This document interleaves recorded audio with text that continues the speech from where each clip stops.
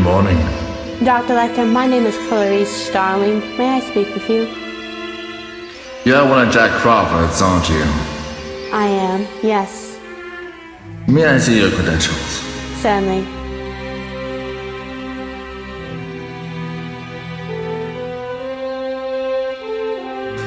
Closer, please. Closer.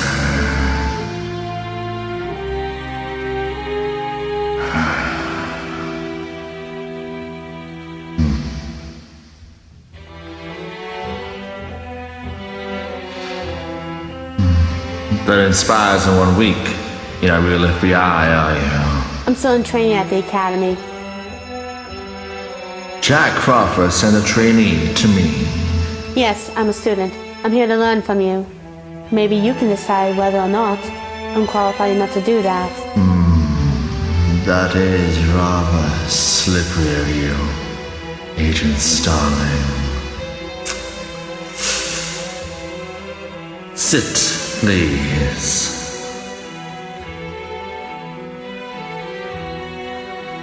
Now tell me, what did Miggs say to you? Multiple Miggs in an Excel. He hissed at you. What did he say? He said, I can smell your cunt. I see. I myself cannot.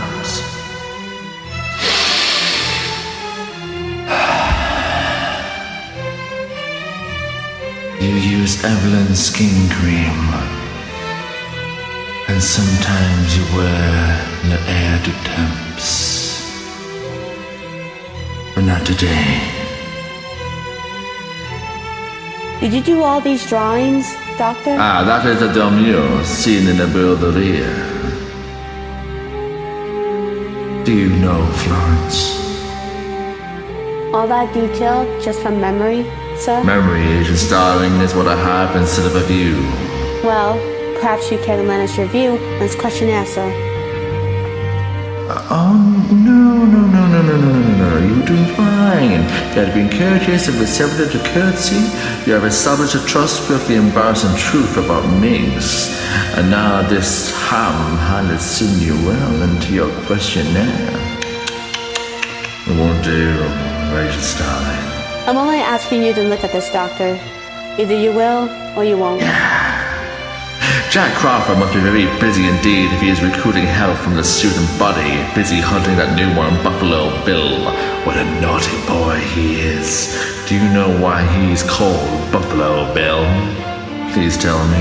The newspapers won't say. Well, it started as a bad joke in Kansas City. Homicide. They said, this one likes to skin his humps. Why do you think he removes their skins, Agent Starling? Thrill me with your argument. It excites him? Most serial killers keep some sort of trophies from their victims. I didn't. No, you ate yours. Send those through now.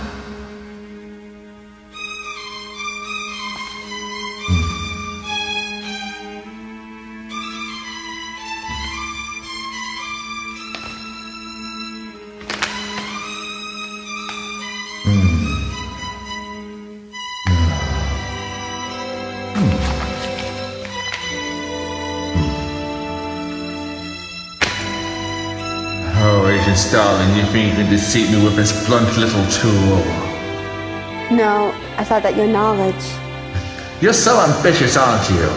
You know what you look like to me? Your good bag and your cheap shoes. You look like a rube. A well-oiled, scrubbed, hustling rube with a little taste. Good nutrition's giving you some length of bone, but you're not more than one generation from white poor trash, are you, Agent Starling? And that accent you tried to desperately shed from poor West Virginia, was your father dear? Was he a coal miner? Did he sting at the lamb? I know how quickly the boys found you in those tedious, sticky fumblings in the back seats of the cars. Well, you just couldn't dream of getting out, getting anywhere, getting all the way up to the FBI. You see a lot, Doctor.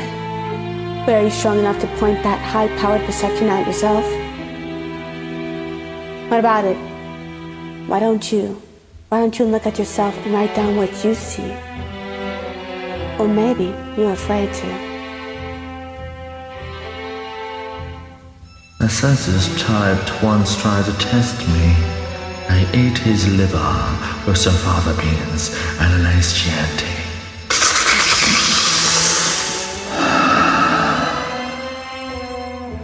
You fly back to school now, little starling. Fly, fly, fly. Fly, fly, fly. Fly, fly, fly. Fly, fly, fly.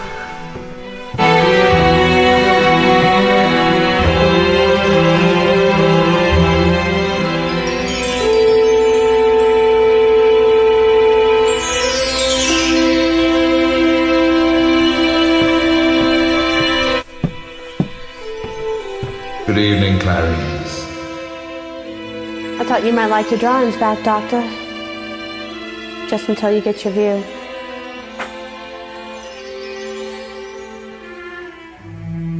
How very thoughtful. Or the Jack Crawford sent you one last wheedle before you both booted off the case? No, I came because I wanted to. People will say we're in love.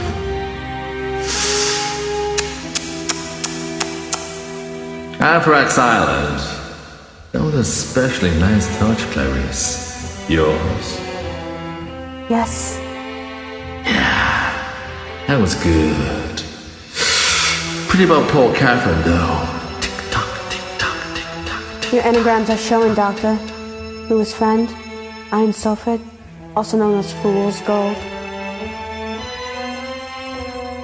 Oh, Clarice, your problem is you need to get more fun out of life. You were telling me the truth back in Baltimore, sir. Please continue now. Well, I've read all the case files, have you? Everything you need to find him is right there in front of those pages. And tell me how. First principles, Clarice, simplicity. Read Marcus Aurelius of each particular thing. What is it in itself? What is its nature? What does he do, this man you seek? He kills women? No, that is incidental. What is the first thing he does? What needs does he serve by killing? Anger, social acceptance, and sexual frustration. No, he covets. But is his nature. And how do we begin to covet, Clarice? Do we seek out the things to covet? Make an effort to answer now. No, we just... No, we begin by coveting what we see every day. Do you feel your eyes moving over your body, Clarice? And don't your eyes seek out the things that you want? Alright, yes. Now please tell me how. No, it is your turn to tell me, Clarice. You don't have any more vacations to sell. Why did you leave Baton Rouge? Doctor, we don't have any more time for any of this now. We don't reckon time the same way, do we, Clarice? This is all the time you will ever have. Later, now please, listen to me. We've only got 5. No! I will listen now! After your father's murder, you were an orphan. You were 10 years old. You went to live with your cousins on a sheep and horse ranch in Montana. And one morning, I just ran away. Not just, Clarice. What set you off? What started at what time? Early. Still dark. Then something woke you, didn't it? Was it a dream? What was it? I heard a strange noise. What was it? It was screaming. Some kind of screaming. Like a child's voice. What did you do? I went downstairs. Outside, I crept up into the barn. I was so scared to look inside, but I had to. did you see, Clarice? What did you see? Lambs. They were screaming. They were slaughtering the spring lambs. And they were screaming. And you ran away. No. First I tried to free them. I opened the gate to their pen, but they wouldn't run. They just stood there, confused. They wouldn't run. But you could, and you did, didn't you? Yes. I took one lamb and I ran away as fast as I could. Where were you going, Clarice? I don't know. I didn't have any food, any water, and it was very cold. Very cold. I thought if I could save just one, but he was so heavy. So heavy. I didn't get more than a few miles when the sheriff's car picked me up. The rancher was so angry. He sent me to live at the Lutheran orphanage in Bozan. I never saw the ranch again. And what became of your lamb, Clarice? He killed them. You still wake up some nights, don't you? You wake up in the dark and hear the scream of the lambs. Yes.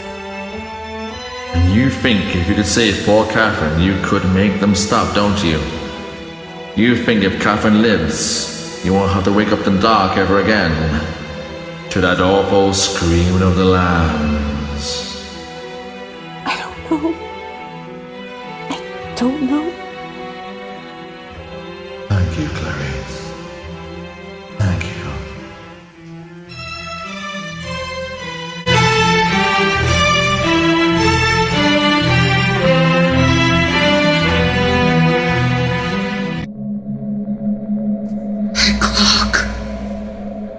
Maybe I'm wrong, but how do you profile someone who has an anomaly in their head controlling the way that they think? A tumor can definitely affect the brain function, even causing vivid hallucinations. However, what appears to be driving your angel maker to create heaven on earth is simply an issue of morality. Can't be God, become him. You said he was afraid. He feels abandoned. You ever feel abandoned? Well, Abandonment requires expectation. what are your expectations of Jack Crawford and the FBI? Jack hasn't abandoned me. Not in any discriminative way, perhaps the way God abandons their creatures. Well, this should be interesting. Please, proceed, Doctor. Jack gave you his word that he would protect your headspace, yet he leaves you to your own mental devices. Are you trying to alienate me from Jack Crawford? I'm trying to help you understand this angel maker you seek. Help me understand how to catch him. If you were a classic paranoid schizophrenic, you might be able to influence him to become visible. Scare him out into the Might even daylight? get him to hurt himself if he hasn't already. If he were self-destructive, he wouldn't be so careful. Unless he's being careful about his self-destruction, he's making angels to pray over him when he sleeps. But who prays over us when we sleep? Well,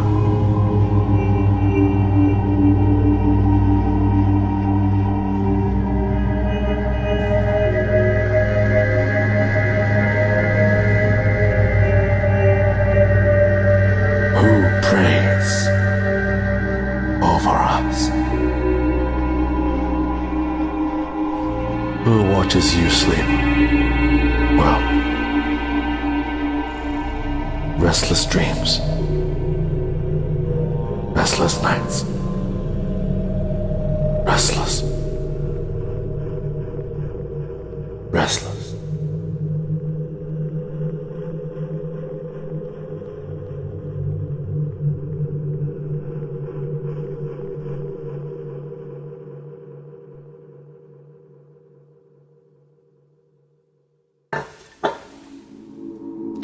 Tell me about your mother.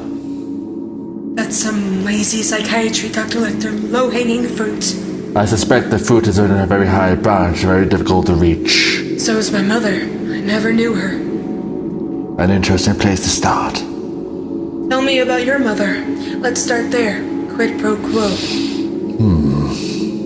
Both my parents died when I was very young, the proverbial orphan, until I was adopted by my Uncle Robert when I was 16. You have orphan in common with Abigail Hobbs.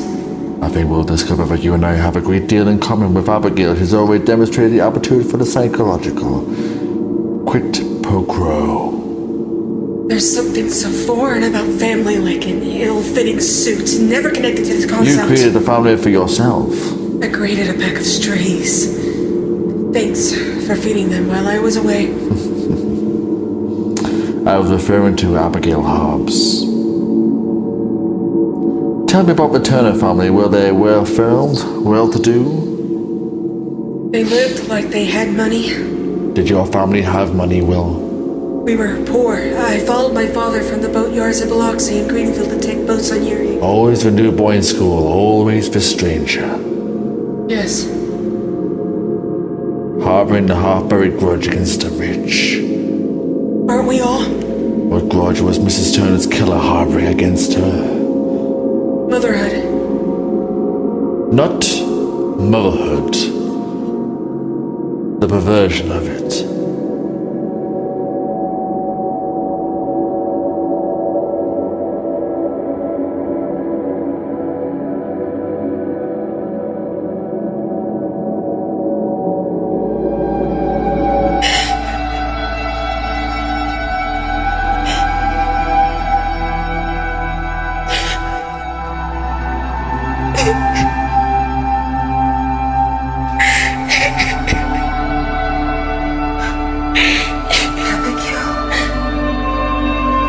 Know what else to do, so I just did what he told me.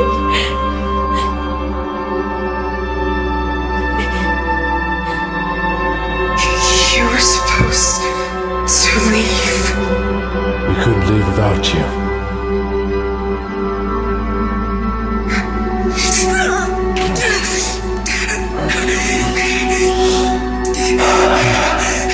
Time did reverse the teacup that I shattered. They'd come together. The place was made for Abigail in your world. Do you understand?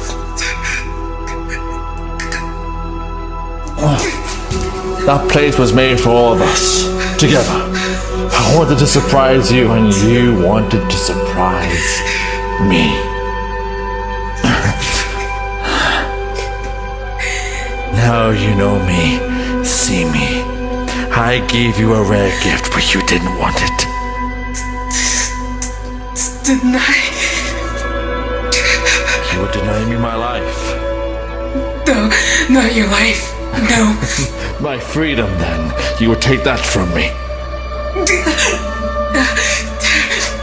Confine me to a prison cell. Do you believe you can change me the way I've changed you? I already did. Fate and circumstances has returned us to this moment. When the teacup shatters, I forgive you, Will. Will you forgive me? No. Don't. Oh, please. Don't. No. Abigail.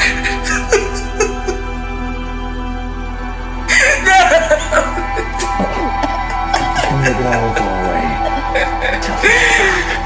Close your eyes. Wail into the quiet of the stream.